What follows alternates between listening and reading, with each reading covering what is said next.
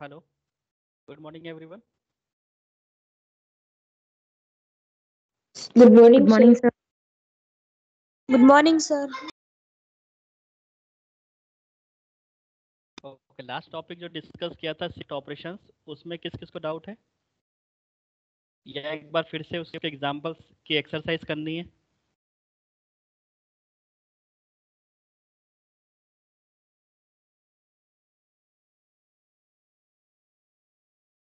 हुसैना, अपेक्षा,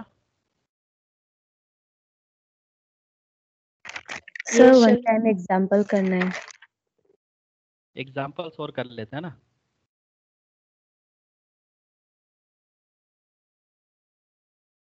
ओके, चलो सभी के लिए फिर कुछ एक्सरसाइज उससे रिलेटेड और कर लेते हैं ताकि वो ऑपरेशंस आपको क्लियर हो।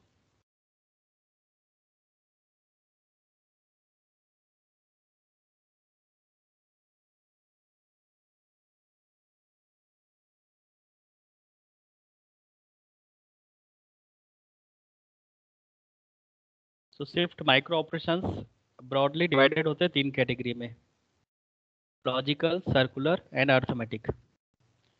स्क्रीन क्लियर है? Visible screen? Yes, sir. Yes sir. Right.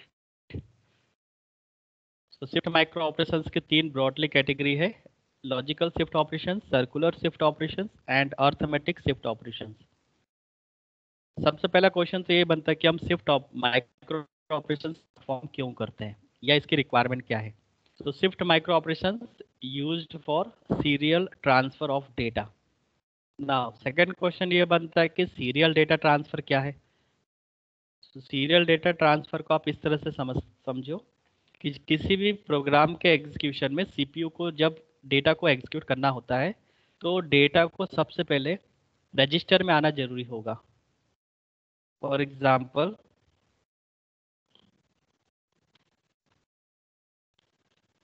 Serial data transfer,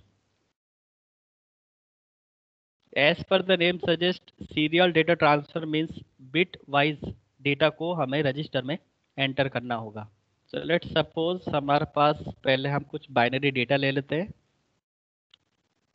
suppose we have 10110101 something. ये एक बाइनरी इंफॉर्मेशन है, ये किसी प्रोग्राम का पार्ट हो सकता है, किसी प्रोग्राम का डेटा स्ट्रक्चर हो सकता है, राइट। इस बाइनरी इंफॉर्मेशन को हमें सबसे पहले मेमोरी से रजिस्टर में लेना होता है। मेमोरी से अगर इसको रजिस्टर में लेना होगा तो रजिस्टर में एंट्री किस तरह से होगी?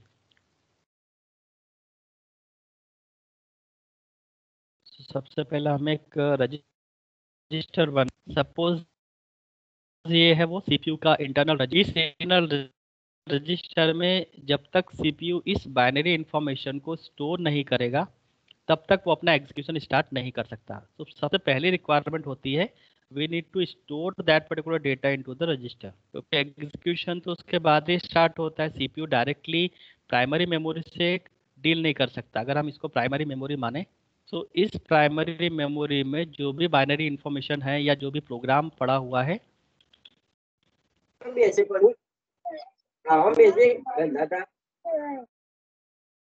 किसी का माइक ओपन हुआ है, माइक ऑफ करें।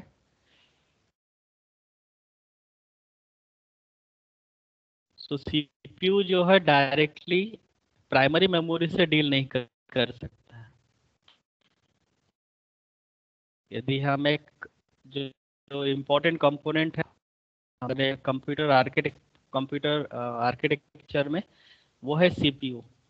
तो सीपीयू डायरेक्टली प्राइमरी मेमोरी से कंटेंट को नहीं पिक कर सकता, right.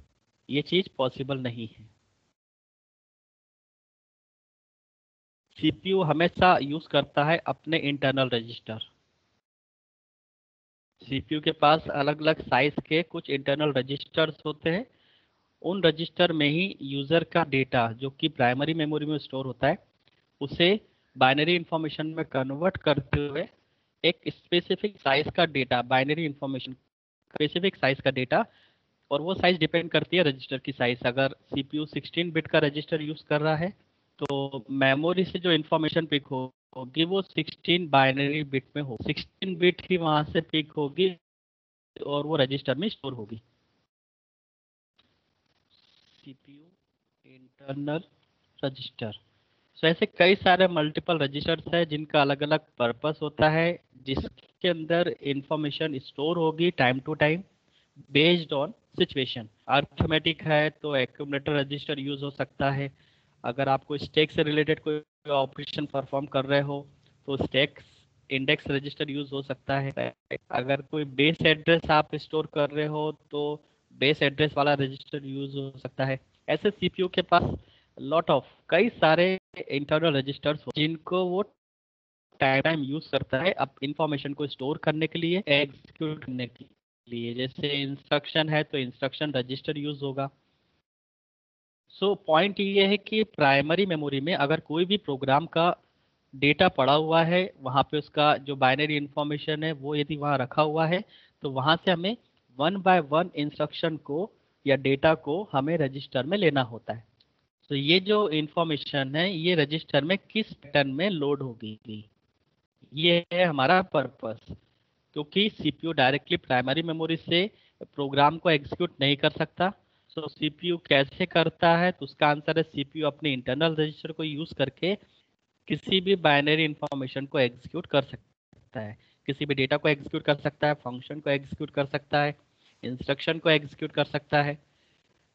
So what we have to do here, हमें जो डेटा प्राइमरी मेमोरी में पड़ा हुआ है we have to CPU register. अब लोड करने के दो तरीके हो सकते हैं। We have two different method for loading into register.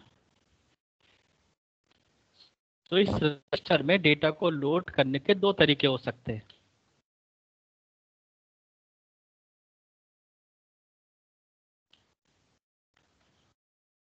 First method होती है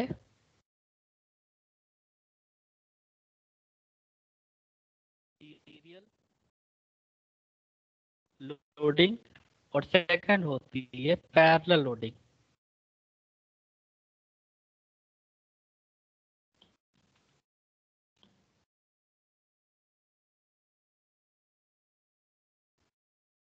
सीरियल लोडिंग का मतलब होता है कि यदि हम इंफॉर्मेशन को बिट वाइज बिट रजिस्टर में स्टोर करें,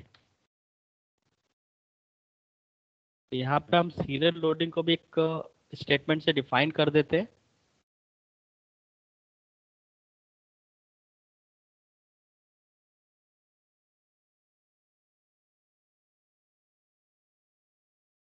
loading binary information bit wise,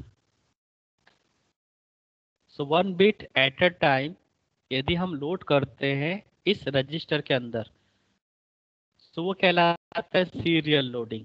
इसी को हम कहते हैं serial data transferring. So total पहले पहले काउंट कर लो, 1 2 3 4 5 6 7 8 9 इंफॉर्मेशन है। सो 9 स्लॉट बना लेते हैं, 1 3 4 5।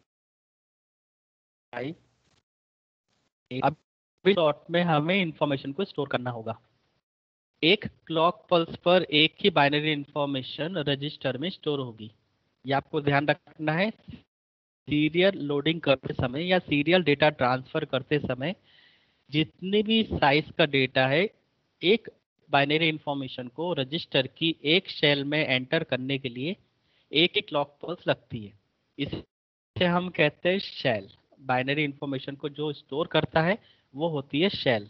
और शेल कुछ नहीं होता है, एक ट्रांजिस्टर्स होते हैं और इन ट्रांजिस्टर का कलेक्शन ही रजिस्टर, और इस ट्रांजिस्टर में कुछ कैपेसिटी होती है चार्ज को स्टोर करने की। तो जहाँ पर 1 आता है इसका मतलब ये होता है कि इस प्राइमरी में इस रजिस्टर के अंदर इस पर्टिकुलर सेल में जो वोल्टेज आया होगा वो होगा 5 वोल्ट का। यदि हम उसको टेक्निकली समझे और ज़्यादा डेप्थ में करें तो जो इंफॉर्मेशन है ये अल्टीमेटली कुछ वोल्टेज का कलेक्शन होती है।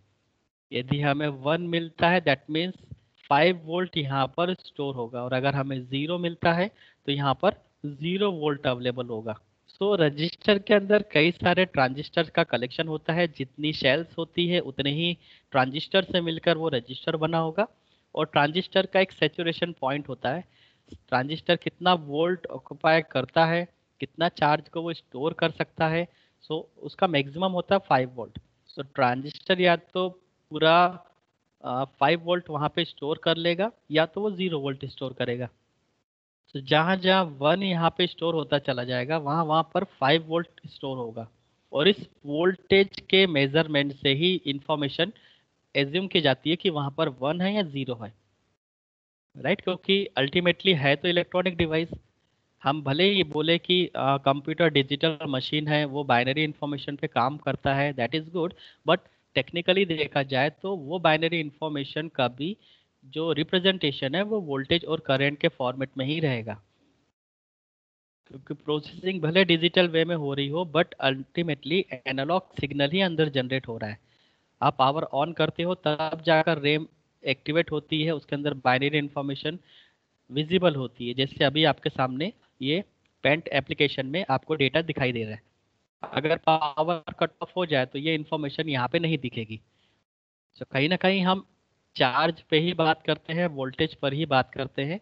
तो सीपीयू के इंटरनल रजिस्टर के अंदर भी वोल्टेज के टर्म्स में ही डेटा स्टोर होता है। सो अब इस डेटा को हमें स्टोर करना है इस रजिस्टर के अंदर। तो हमारे पास दो मेथड है, serial loading and second one is parallel loading. Suppose we take out the serial loading method, that means loading information bit wise, one bit at a time हमें इस रजिस्टर में लोडिंग करना है। और इसी का नाम होता है सीरियल डेटा ट्रांसफर। सो 9 बिट को एक रजिस्टर में स्टोर करना है। सो वन बाय वन हम स्टोर करना स्टार्ट कर देते हैं। यदि ये राइट शिफ्ट होगा, सबसे पहले ये वाली इंफॉर्मेशन यहाँ पर स्टोर होगी। ये हुआ 1। जब सेकेंड इंफॉर्मेशन, ये वाली इंफॉर्मेशन जब इस रजिस्टर में आएगी, तो इस रजिस्टर की वैल्यू को राइट शिफ्ट होना होगा। यदि हम राइट शिफ्ट ऑपरेशन परफॉर्म करते हुए इस इंफॉर्मेशन को रजिस्टर में स्टोर कर रहे हैं, तो इस इंफॉर्मेशन को यहाँ पे शिफ्ट होना होगा। तभी ये सेकंड वाली जो बाइनरी इंफॉर्मेशन है वो यहाँ पे जा सकता है। राइट। तो इस तरह से हर एक इंफॉर्मेशन राइट शिफ्ट होती चली जाएगी। ये जो पहला वन, जो लास्ट वाला जो वन है, ये चला जाएगा यहाँ पर। राइट। सेकंड वाला जो वन है वो चला जाएगा यहाँ पर। ये जो थर्ड वाला जीरो है वो मिलेगा आपको इस पोजीशन पर। देन उसके बाद 1, उसके बाद 0, उसके बाद 1, उसके बाद अगेन 1, उसके बाद 0, देन उसके बाद 1। सो ये राइट शिफ्ट होता हुआ ये पूरी इंफॉर्मेशन यहाँ पे लोड हो गया। सो राइट शिफ्ट ऑपरेशंस और left shift operations is nothing, just it represent how to load the data into the register. तो ये जो शिफ्ट ऑपरेशंस है केवल हमें ये बताते हैं कि इंफॉर्मेशन की लोडिंग रजिस्टर में किस पैटर्न में होने वाली है। और एक इंफॉर्मेशन एक बार में शिफ्ट होती है, भले वो लेफ्ट शिफ्ट हो या राइट शिफ्ट हो, इसमें हमें एक सिंगल क्लॉक पल्स लगती है। अब यहाँ पर हम क्लॉक पल्स भी एक आइडिया ले लेते हैं, what is clock pulse. So clock pulse का मतलब होता है, मैं आपको एक ड्रॉ करके बताता हूँ क्लॉक पल्स किस तरह से होती है।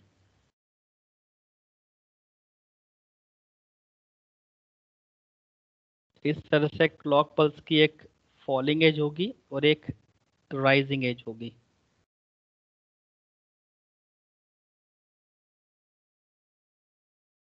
क्योंकि कंप्यूटर डिजिटल मशीन है, we will deal with the digital clock pulse. बाकी एनालॉग भी होती है। ये है एक सिंगल क्लॉक पल्स। यहाँ पर ये होता है क्लॉक पल्स का 0, जब क्लॉक पल्स 0 से 1 की ओर जाती है इसे हम कहते हैं राइजिंग एज, और जब clock pulse high as per होती है, दैट इज 1 पर होती है, इसे हम कहते हैं राइजिंग एज। यहाँ से लेकर यहाँ तक पूरा ये राइजिंग एज कहलाता है, राइट। और फिर यहाँ से स्टार्ट हो जाता है falling edge. That means clock जब 1 से 0 हो जाती है तब हम उसे कहते हैं falling edge. So clock pulse की दो एज होती है, first is rising edge, second one is falling edge. Rising edge को हम डिनोट करते हैं 1 से, एंड फॉलिंग एज को हम डिनोट करते हैं 0 से। सो इन दोनों में हम किसी भी एक सिचुएशन पर अपने कंप्यूटर से काम करवा सकते हैं। सपोज हम राइजिंग एज पे काम कर रहे हैं, सो जब क्लॉक पल्स 1 होगी तभी हम पहली इंफॉर्मेशन को सीरियली ट्रांसफर करेंगे रजिस्टर के अंदर, और जब क्लॉक पल्स 0 होगी तब हम डेटा ट्रांसफर नहीं करते हैं। तो क्योंकि हमने राइजिंग एज ऑप्शन को टिक किया हुआ, इसका मतलब है कि जब भी सीरियल डेटा ट्रांसफर होगा रजिस्टर प्राइमरी मेमोरी से रजिस्टर में, हर बार क्लॉक पल्स के राइजिंग एज पर ही काम होगा। और इसी तरह से फॉलिंग एज पे भी हो सकता है, बट आपको पहले चूज करना होता है कि फॉलिंग एज पर आपको ऑपरेशन परफॉर्म करने हैं या राइजिंग एज पर परफॉर्म करने हैं, क्योंकि एक क्लॉक पल्स में दोनों एज कंबाइंड होती है। और अपने कंप्यूटर सिस्टम में एक डिजिटल मशीन है जो डिजिटली क्लॉक पल्स को कंटिन्यूसली जनरेट करता रहता है। उसका काम यही होता है कि क्लॉक पल्स को कंटिन्यूसली जनरेट करे, और इस क्लॉक पल्स के किसी भी एज के बेस पर सीपीयू अपने ऑपरेशंस को परफॉर्म कर देता है, राइट। तो ये क्लॉक पल्स का भी यहाँ पे बहुत इंपॉर्टेंट रोल होता है सीरियल डेटा ट्रांसफर करने में या फिर पैरेलल डेटा ट्रांसफर करने में। अब क्वेश्चन ये आता है कि यदि हमारे पास 9 बिट की इंफॉर्मेशन है, so how many clock pulse we required to fill the register, right. So एक सिंगल बिट के लिए we required 1 clock pulse, so to load 9 bit information into the register we required 9 clock pulse. इसीलिए इसको serial data transfer कहा जाता है, क्योंकि एक क्लॉक पल्स पर एक ही इंफॉर्मेशन रजिस्टर में लोड होती है। So suppose if we have a 9 bit information, so we require total 9 clock pulse।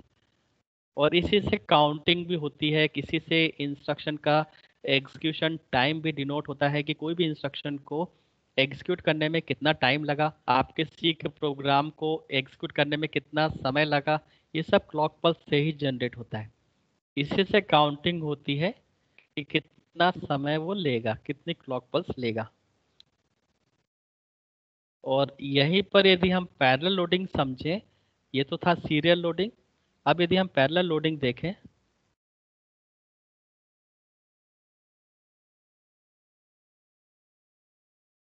तो पैरेलल है इसका मतलब कि डायरेक्टली एक ही क्लॉक पल्स में पूरी 9 बिट ऑफ इंफॉर्मेशन लोड हो जाएगी रजिस्टर के अंदर। So parallel loading, loading binary information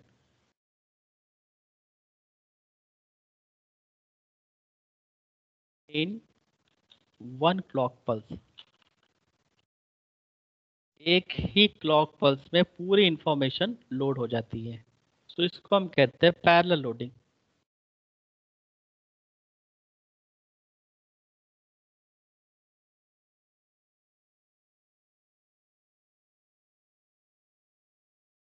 आप होगा सीरियल डेटा ट्रांसफर क्या होता है, एक बार मैं फिर से ब्रीफ करता हूँ, फिर हम कुछ शिफ्ट ऑपरेशंस के एग्जांपल देख लेते हैं। तो सीरियल डेटा ट्रांसफर का मीनिंग होता है मेमोरी में जो इन्फॉर्मेशन है बाइनरी फॉर्मेट में, उस बाइनरी फॉर्मेट के डेटा को हमें रजिस्टर में लोड करना है।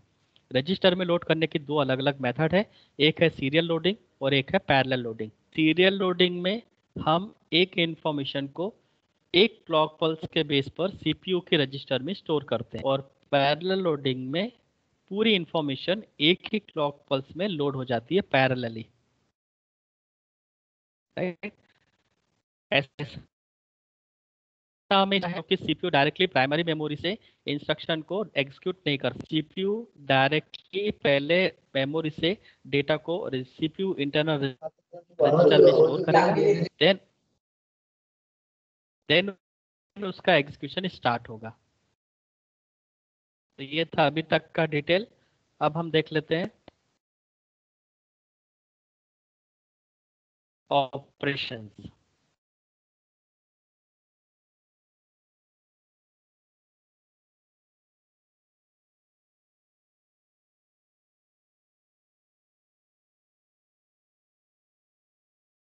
ओके, सबसे पहले हम कितने तरह के ऑपरेशंस है वो देख लेते हैं। Shift left operation, shift write operation, circular shift left operation, circular shift write operation, arithmetic shift left operation, arithmetic shift write operation. Logical वे में दो ऑपरेशंस है, लेफ्ट और राइट।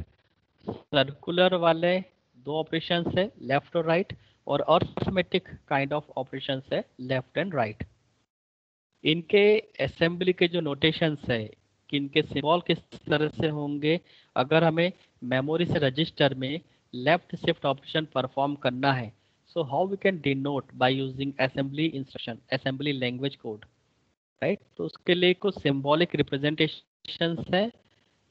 यदि हम शिफ्ट लेफ्ट ऑपरेशन परफॉर्म करना है किसी भी रजिस्टर के अंदर, तो उसके लिए सिंबल होता है SHL, शिफ्ट लेफ्ट। और जिस रजिस्टर में हमें शिफ्ट लेफ्ट ऑपरेशन परफॉर्म करना होता है, we should mention the name of register. So SHL space R। R वो रजिस्टर है जिसके कंटेंट को हमें शिफ्ट लेफ्ट परफॉर्म करना है, और स्टोर भी उसी रजिस्टर में करना है। दैट मीन्स उसी रजिस्टर के कंटेंट को हमें शिफ्ट लेफ्ट ऑपरेशन परफॉर्म करते हुए जो अपडेटेड इंफॉर्मेशन है उसी रजिस्टर में स्टोर हो जाएगी। इसी तरह से शिफ्ट राइट ऑपरेशन परफॉर्म करना है एक रजिस्टर में, उस रजिस्टर का नाम है R, और शिफ्ट राइट ऑपरेशन परफॉर्म करने के बाद उस रजिस्टर के कंटेंट को उसी रजिस्टर के कंटेंट में रखना है। इस तरह से सर्कुलर लेफ्ट परफॉर्म करना है रजिस्टर R के कंटेंट के ऊपर, सर्कुलर राइट ऑपरेशन परफॉर्म करना है R रजिस्टर के ऊपर, arithmetic shift left operation perform करना है रजिस्टर R के कंटेंट पर, और arithmetic shift write operation perform करना है रजिस्टर R पर।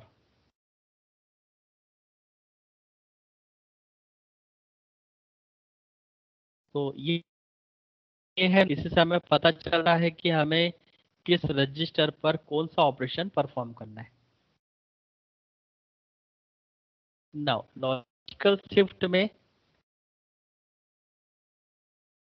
सबसे पहले हम देख लेते हैं shift left.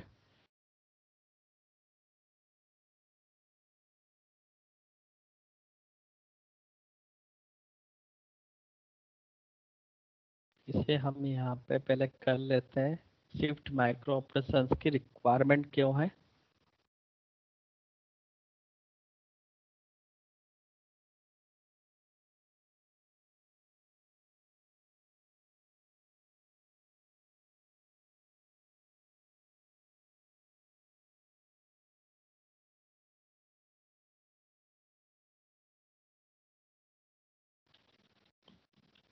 Why shift macro operations required?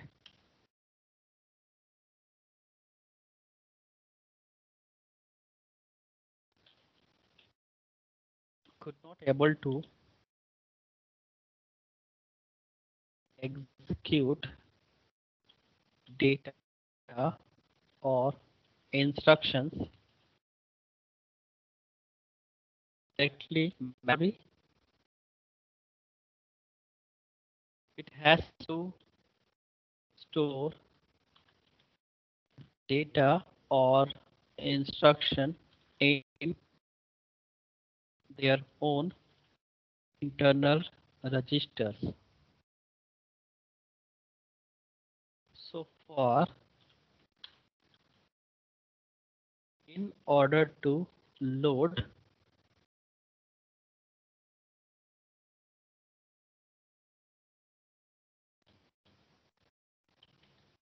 in order to load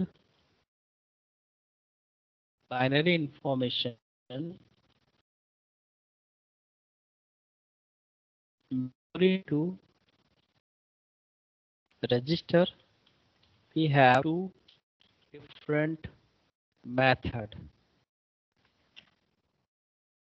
First is serial loading.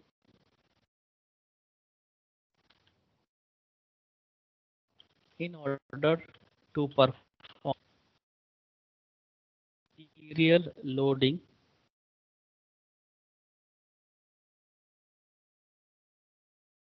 we required n number of clock pulse.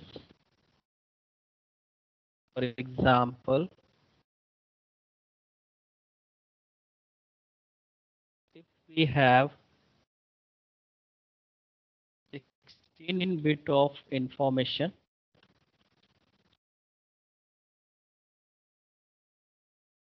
to load in a register,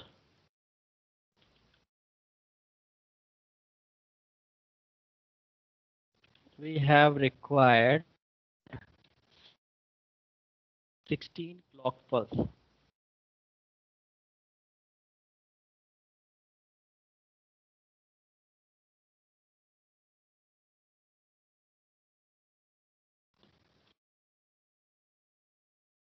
Data will be loaded in register serially. And second one is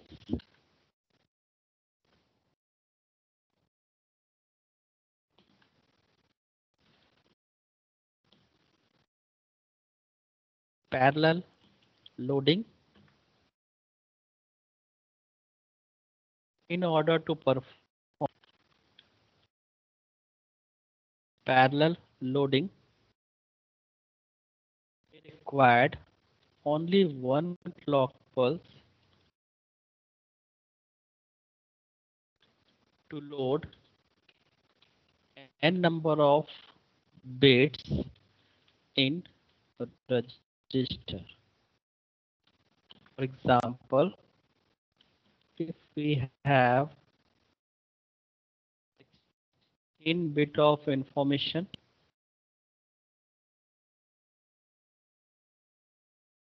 and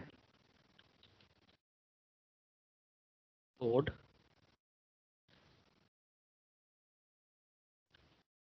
we want to load that information in register,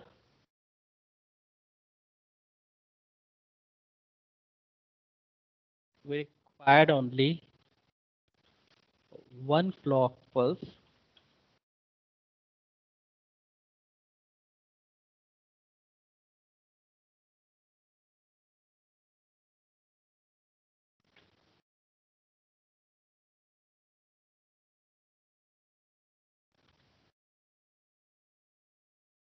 तो ये हुआ हमारा serial and parallel. Okay, अब हम कुछ operations perform करते हैं.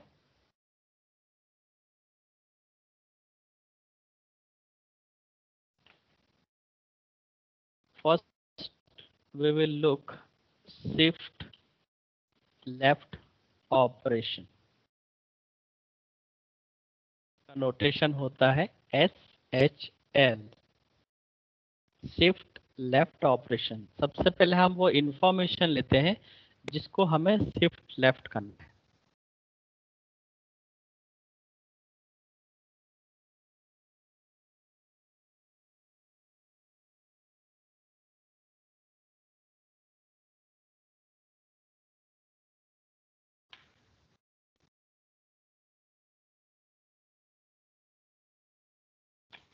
Suppose ये है binary information which we want to shift. Right, shift left operation है. इसका मतलब कि ये जो MSB बिट है और ये है LSB बिट, दो तरह की इंफॉर्मेशन रहेगी, most significant bit and least significant bit. Most significant bit and least significant bit. So देखिए अब लेफ्ट शिफ्ट कैसे परफॉर्म होगा। मोस्ट सिग्निफिकेंट बिट से हमें लेफ्ट शिफ्ट ऑपरेशन परफॉर्म करना है। तो ये जो 1 है ये लेफ्ट में शिफ्ट होगा। अब लेफ्ट में शिफ्ट होने का मतलब है कि ये जो 1 है ये लॉस्ट हो जाएगा, ये रजिस्टर से बाहर निकलेगा। अगर ये रजिस्टर से बाहर निकला तो ये वाली जगह एम्प्टी हो जाएगी। अगर ये 1 इस तरह से बाहर निकलता रजिस्टर से, क्योंकि शिफ्ट लेफ्ट परफॉर्म कर दिया है, एक इंफॉर्मेशन शिफ्ट हुई लेफ्ट में, तो लेफ्ट में तो इसके पास कोई भी बाइनरी शेल नहीं है क्योंकि रजिस्टर तो यहीं पर फिनिश हो चुका है। ये रजिस्टर है।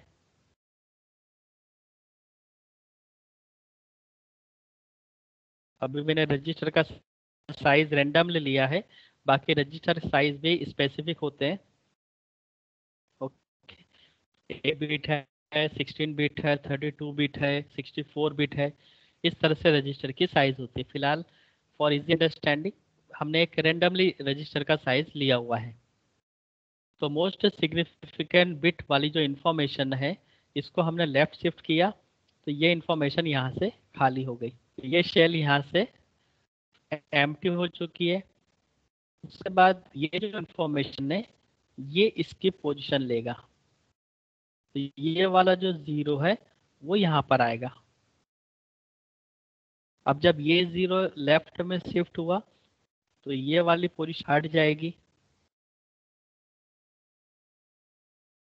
यहाँ से, क्योंकि ये शिफ्ट हो चुका है, लेफ्ट शिफ्ट हो चुका है। अब ये जो 1 है ये यहाँ पर आ जाएगा, इसको हम यहाँ पे बना लेते हैं। ये 1 यहाँ पे शिफ्ट हुआ, जब ये 1 यहाँ पर शिफ्ट हुआ है लेफ्ट में, तो ये वाला 1 हट जाएगा इस सेल से, इसकी पोजीशन ऑक्युपाई करेगा ये वाला 1। ये 1 यहाँ पे शिफ्ट होगा,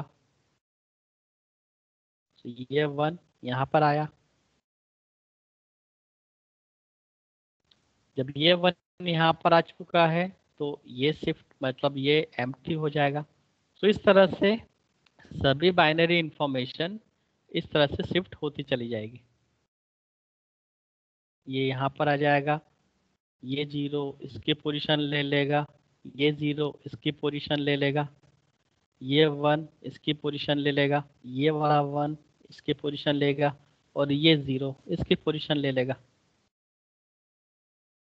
और ये वाला जो है वो एम्प्टी हो जाएगा। ये वाला जो लास्ट सेल है ये हो जाएगा एम्प्टी। तो एम्प्टी के केस में हमें यहाँ पे क्या फिल करना होता है, यहाँ पे हमें 0 फिल करना होता है। 0 filling left shift left operations होता है। तो अब बात आती है कि इसका शिफ्ट लेफ्ट परफॉर्म करने के बाद रिजल्टेंट क्या है, इसका रिजल्टेंट क्या होगा, इसके पास क्या इंफॉर्मेशन है। सो रिजल्टेंट यदि हम देखते हैं, ये तो 1 बाहर निकल चुका है, तो हम इसको अरेंज कर लेते हैं। 0 1 1 1 0 0 1 1 0 1 2 3 4 5 6 7 8 9 10 1 2 3 4 5 6 7 8 9, और लास्ट में एक 0 एंटर होगा 10। सो ये होगी हमारी after performing shift left operation.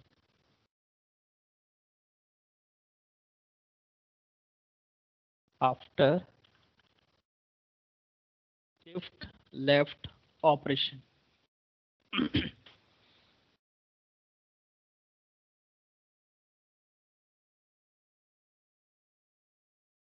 यहाँ पर किसी को डाउट कि शिफ्ट लेफ्ट किस तरह से हुआ है, कोई डाउट हो तो डिस्कस करो। फिर मैं आगे बढ़ूं? समझ आ गया है shift operation? Yes, sir. Yes, sir. Atif, Dipiksha, Yes, sir. Yes, sir. Nidhi, Yes, sir. Kripa, Yes, sir.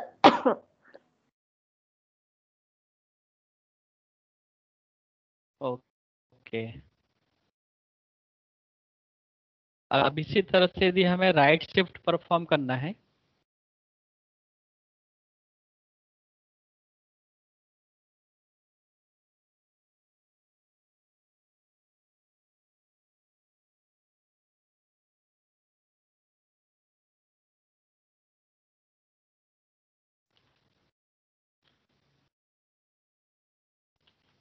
Shift write operation notation होता है SHR।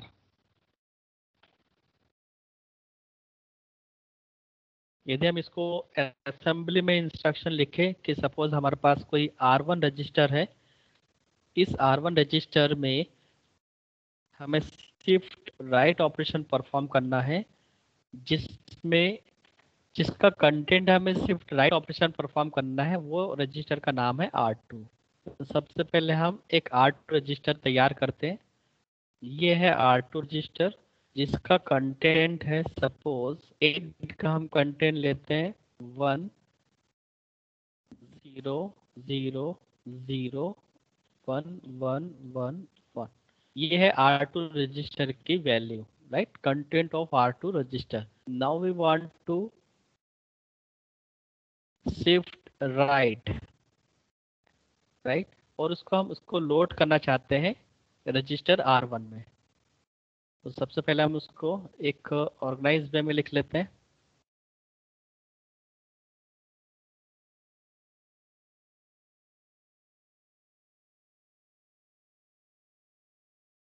ये हमने R2 रजिस्टर बनाया है 1 0 0 0 1 1 1 1।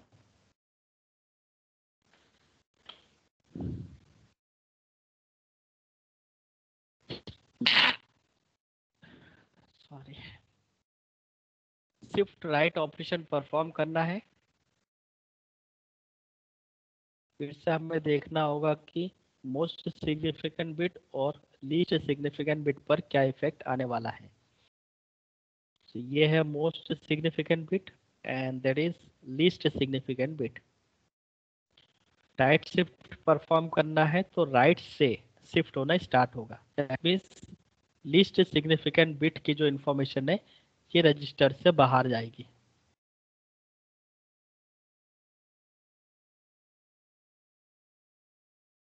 ये है हमारा R2 रजिस्टर, जिसके कंटेंट को हम लोग शिफ्ट कर रहे हैं।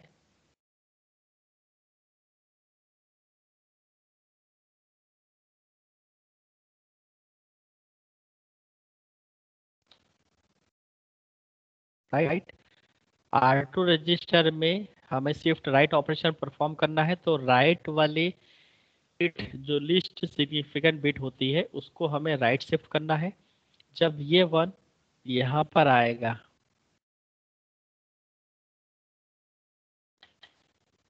तो ये वाली जो शेल है वो खाली होगी, और फिर सभी एक एक पोजीशन चेंज करना स्टार्ट करेंगे। ये 1 इसकी पोजीशन लेगा, ये 1 इसकी पोजीशन लेगा, ये 1 इसकी पोजीशन लेगा।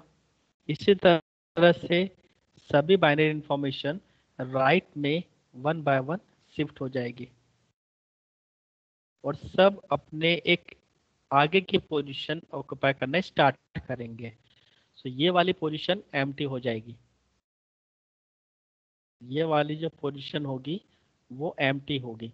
तो यहाँ पर हमें फिल करना होता है 0। एम्प्टी पोजीशन में हमें फिल करना है 0। और जब ऑपरेशन परफॉर्म हो जाएगा, तब आपके पास जो कंटेंट रहेगा वो कंटेंट होगा, ये 1 शिफ्ट हो चुका है और इस 1 की जगह पर आएगा 0। तो 0, बाकी ये इंफॉर्मेशन एज इट इज रहेगी। आखिरी में जो 1 था वो बाहर निकल चुका है, राइट। तो यहाँ पे 4 टाइम 1 है, तो एक 1 बाहर निकलेगा तो बचेगा 3 1। तो ये ध्यान रखा है, 0 1 0 0 0 देन 1 1 1। तो टोटल कैलकुलेट कर लीजिए, हमारे पास 8 बिट ऑफ इंफॉर्मेशन थी, 1 2 7 8। ये 0 एंट्री वाला है जो एम्प्टी शेल को उसने कवर किया था, बाकी एज इट इज इंफॉर्मेशन रहेगी। और राइट साइड पर पहले इंफॉर्मेशन राइट शिफ्ट हुई थी तो वो लॉस्ट हो गई। ये हो गया हमारे पास updated information perform right shift perform करने के बाद।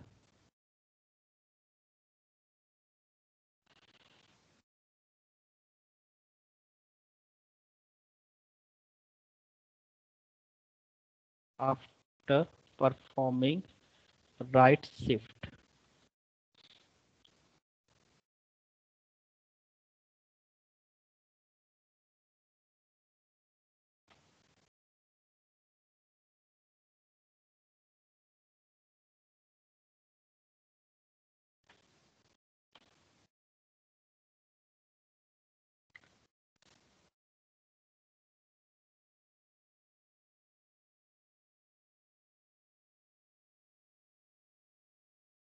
Hello sir. બોલો। हेलो સર લેફ્ટ हाँ बोलो। શિફ્ટમાં મને છે ને ખબર નથી પડી, એટલે જે એમએસબી ને એલએસબી વાળું જે તમે ફર્સ્ટમાં સમજાવ્યું ને એ મને ફરીથી રિમાઇન્ડ કરાવો ને એકવાર। ओके,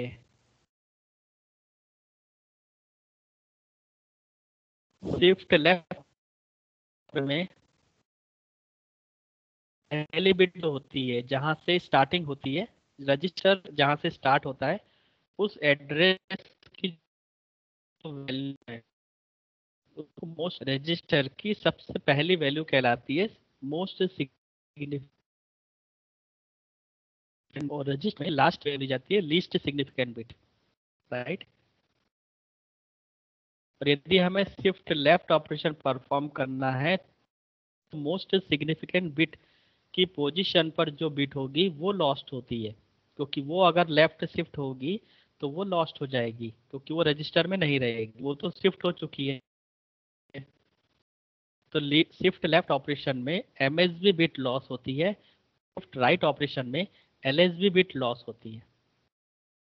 एमएसबी और एलएसबी कुछ खास नहीं होता है, केवल एक रजिस्टर की दो लोकेशंस होती है। जैसे ये सपोज रजिस्टर है तो इसकी दो लोकेशंस होगी, एक लोकेशन ये है जो पहले बिट को डिनोट करता है, और एक लोकेशन ये है जो आखिरी बिट को डिनोट करता है। तो यदि पहली बिट को हमें बताना है तो हम एमएस बता सकते हैं, और आखिरी वाली बिट को यदि हमें इंडिकेट करना हो तो एलएसबी से कर सकते हैं। लीस्ट सिग्निफिकेंट बिट और मोस्ट सिग्निफिकेंट बिट, इनको मोस्ट सिग्निफिकेंट बिट इसलिए कहा जाता है क्योंकि पहली बिट से ही पता चलता है कि इसका डेसिमल वैल्यूज क्या होगी, इसलिए इसका सिग्निफिकेंट है। क्योंकि अगर ये 1 हो जाए तो पूरी इंफॉर्मेशन को चेंज कर सकता है। फॉर एग्जाम्पल, अगर हमने कोई इंफॉर्मेशन इस तरह से लिखा है 0 1 0, इसका जो डेसिमल वो है 5, बट अगर मैं इसकी मोस्ट, ये जो इसके मोस्ट सिग्निफिकेंट बिट है पहली वाली बिट, यदि मैं इसको से मैं इसको 0 से 1 कर देता हूं तो इसकी पूरी वैल्यू चेंज हो जाएगी। अब ये कितना होगा, 1 2 4 8, 8 प्लस 4 12 प्लस 1 13। इसका मतलब है कि किसी भी रजिस्टर की पहली वैल्यू बहुत इंपॉर्टेंट होती है, यही उसका सिग्निफिकेंट भी है, उसका महत्व यही है, इसलिए इसको मोस्ट सिग्निफिकेंट बिट कहा जाता है। और उसी रजिस्टर में आखिरी वाली जो वैल्यूज है वो है लीस्ट सिग्निफिकेंट बिट। अगर मैं इस 1 को बाय मिस्टेक 0 कर दूं तो इसकी इंफॉर्मेशन कितनी हो जाएगी? यदि ये 1 की जगह पे 0 हो जाए, इसको मैं यहाँ से हटा दूं और मैं यहाँ पर 0 कर दूं, तो अगर लीस्ट सिग्निफिकेंट बिट में चेंजेस होता है तो इसकी वैल्यू बदल जाती है और वो 13 से बदल कर कम हो जाती है, दैट इज 12। इसका मतलब ये है कि किस फर्स्ट और लास्ट चेंज करेगा, और इसलिए इनका पहले बिट का और आखिरी बिट का, राइट। और नेट पहले बिट को और आखिरी बिट से ही पता चलता है कि डेटा में एरर है या नहीं। जो भी सिंटैक्टिकली एरर आती है, डेटा ट्रांसमिशन में जो एरर आती है, वो पहले बिट और लास्ट बिट के बेस पर ही चेक किया जाता है। तो इसलिए इनका बहुत सिग्निफिकेंट, ये सिग्निफिकेंस है इनका, इसलिए इनको मोस्ट सिग्निफिकेंट बिट और लीस्ट सिग्निफिकेंट बिट है। समझ आया? Yes sir. ऑलराइट, और किसी का कोई डाउट? सर, हाँ बोलो। In right shift operation R2 का जो अपडेट हुआ वो R2 रजिस्टर में होगा या R1 रजिस्टर में? इन दिस क्वेश्चन R2 का जो according to the questions, the content of R2 will be shifted in R1. So let me remind, this is our R1 register.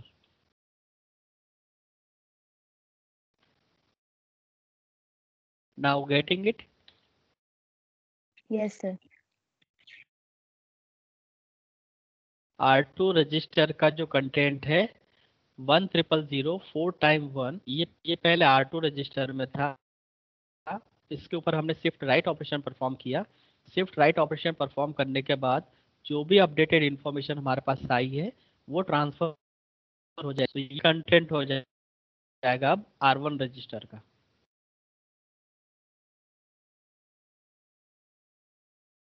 Right. इसके बाद okay आता sir, था thank you. Circular shift. Okay, welcome. Circular shift में भी दो तरह के थे, लेफ्ट। और सबसे पहले ये समझते हैं कि सर्कुलर शिफ्ट क्यों आया। सर्कुलर शिफ्ट आने का सबसे बड़ा रीजन था कि शिफ्ट लेफ्ट ऑपरेशन और शिफ्ट राइट ऑपरेशन में मोस्ट सिग्निफिकेंट बिट लॉस्ट हो रही थी और लीस्ट सिग्निफिकेंट बिट लॉस्ट हो रही थी। जैसा हमने एग्जांपल, तो हम नहीं चाहते कि ये इंफॉर्मेशन लॉस्ट हो, we want to preserve that particular information into the register. अब हम उसको कैसे बचा सकते हैं, उसको हम कैसे प्रिजर्व कर सकते हैं, इंफॉर्मेशन लॉस्ट भी ना हो और सर्कुलर वे में वो अपना आंसर भी जनरेट कर दे। सो इस लॉस्ट इंफॉर्मेशन को बचाने के लिए हमारे पास सर्कुलर शिफ्ट ऑपरेशन आए। तो circular shift circulates the bits of the register around the two ends, दोनों एंड से सर्कुलेट करते हुए इंफॉर्मेशन को शिफ्ट कर देता है। और इसका बेनिफिट ये होता है without loss of information, information की लॉस्टिंग भी नहीं होती है और ऑपरेशन भी परफॉर्म हो जाता है। तो मोस्ट सिग्निफिकेंट बिट पोजीशन ले लेता है लीस्ट सिग्निफिकेंट बिट की, और लीस्ट सिग्निफिकेंट बिट पोजीशन ले लेता है मोस्ट सिग्निफिकेंट बिट की। तो circular left, circular shift left और सर्कुलर राइट शिफ्ट, इस तरह से दो ऑपरेशंस परफॉर्म हुए। तो ये जो 1 है वो लीस्ट सिग्निफिकेंट बिट को चेंज कर देता है, रिप्लेस कर देता है, और जो लीस्ट सिग्निफिकेंट बिट है 1 बाय 1 शिफ्ट होते चले जाता है। जैसे हमने फर्स्ट एग्जांपल में लिया था कि R1 रजिस्टर के कंटेंट के ऊपर सर्कुलर लेफ्ट ऑपरेशन परफॉर्म करो। तो ये है R1 रजिस्टर का लेफ्ट परफॉर्म करना स्टार्ट किया। ये जो 1 है इसको हमने बाहर किया, ये मोस्ट सिग्निफिकेंट बिट है। ये 0 यहाँ पर शिफ्ट हुआ, ये 1 यहाँ शिफ्ट हुआ, ये 0 यहाँ शिफ्ट हुआ। इस तरह से एक एक बिट शिफ्ट होते गई, और जो मोस्ट सिग्निफिकेंट बिट की जो बिट थी उसने स्पेस ले लिया है लीस्ट सिग्निफिकेंट बिट का। तो इसको भी हम एक एग्जांपल देख लेते हैं।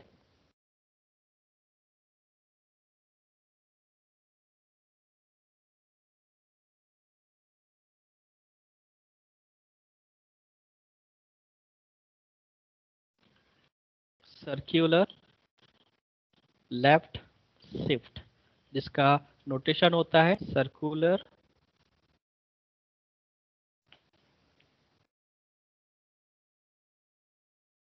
CIL, right.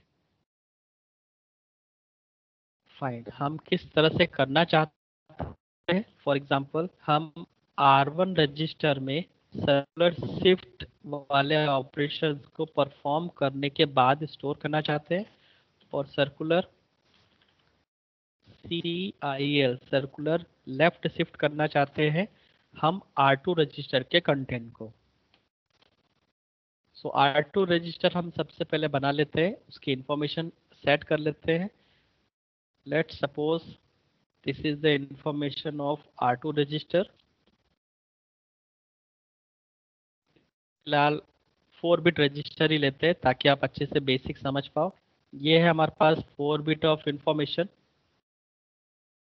इसे हमें सर्कुलर लेफ्ट शिफ्ट करना है, और सर्कुलर लेफ्ट शिफ्ट परफॉर्म करने के बाद जो भी इंफॉर्मेशन अपडेटेड हो उसे हमें R1 रजिस्टर में स्टोर करना है।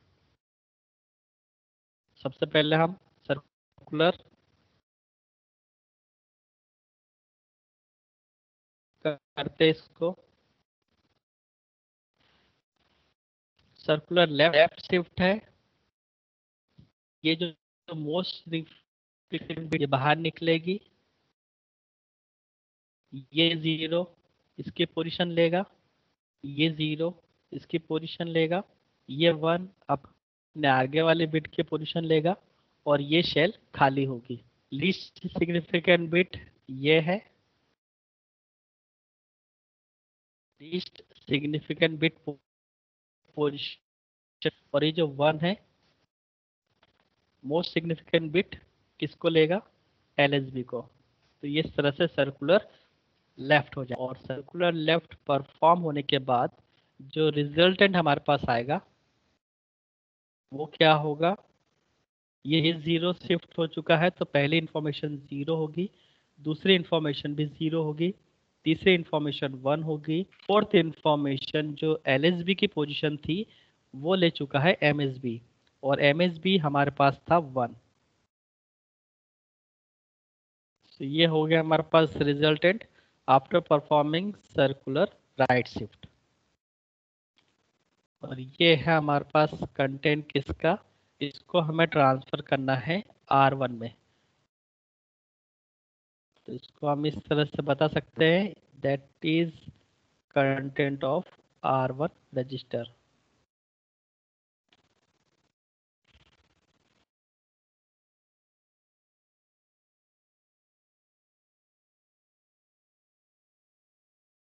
इसी तरह से सर्कुलर राइट शिफ्ट भी होगा, वो भी हम परफॉर्म कर लेते हैं।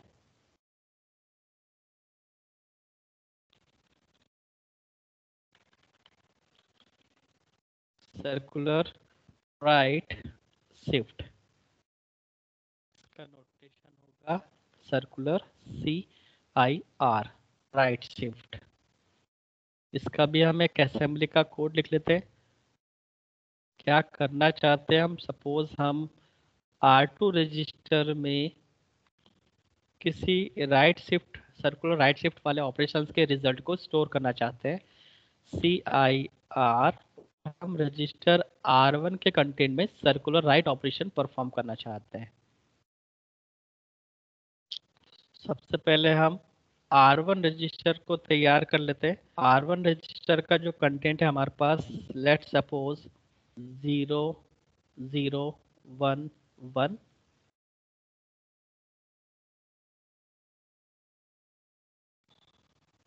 इसको हमें सर्कुलर राइट शिफ्ट करना है। शुरू करते हैं हम राइट शिफ्ट करना है तो जो लिस्ट सिग्निफिकेंट बिट है वो इफेक्ट होगी, बाहर निकलेगी, ये बिट बाहर निकली, इसने इसकी पोजीशन ली, ये 0 ने इस 1 की पोजीशन ली, ये 0 ने इस 0 ये हुआ, तो ये वाली पोजीशन MSB, ये पोजीशन LSB है। तो हम नोट कर लेते हैं MSB पोजीशन और ये LSB पोजीशन। क्योंकि हम सर्कुलर राइट शिफ्ट करते हैं तो LSB किसको ऑक्युपाई करेगा, ये LSB वाली बिट है, ये डायरेक्टली सर्कुलर वे में कहाँ जाएगी, MSB पोजीशन पर। इस तरह से पूरा सर्कल फिट होगा। फिर अपडेटेड इंफॉर्मेशन क्या बनेगी, तो ध्यान से देखिए, ये 0 ऑलरेडी शिफ्ट हो चुका था, ये LSB डायरेक्टली MSB पर आ चुकी थी, तो राइट शिफ्ट होने के बाद ये 1 यहाँ पहुंच चुका है, ये 0 यहाँ पहुंच चुका है, ये 0 यहाँ पर आ चुका है। तो इस LSB आप यहाँ पे सेट कर दे तो 1001 1001, तो ये इंफॉर्मेशन आ गई आपके पास। और ये इंफॉर्मेशन किस रजिस्टर में स्टोर करना है, R2 रजिस्टर। तो यहाँ पर आप एक R2 रजिस्टर बनाइए। सिंपल हम यहाँ पे इस तरह से लिख देते हैं, this is transfer to R2। So R2 एक रजिस्टर होगा जिसके अंदर ये डेटा चला जाएगा। तो देखिए इंफॉर्मेशन वापस से हमारे पास रिपीट हो गई। सर्कुलर राइट शिफ्ट का आंसर सर्कुलर लेफ्ट शिफ्ट वाले ऑपरेशन से मैच कर रहा है। तो यदि हम इस तरह से सर्कुलर करते हैं, इंफॉर्मेशन लॉस्ट नहीं होती है और उसका जो मैग्नीट्यूड है वो हमेशा प्रिजर्व रहता है।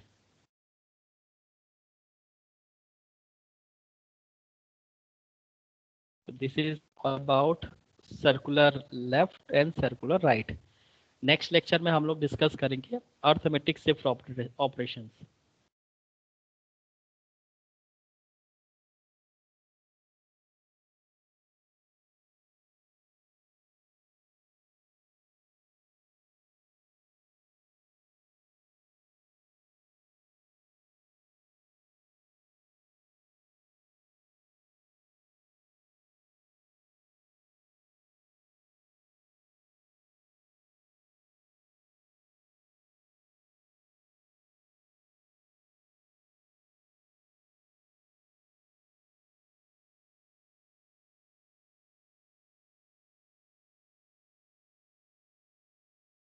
Okay, so thank you so much.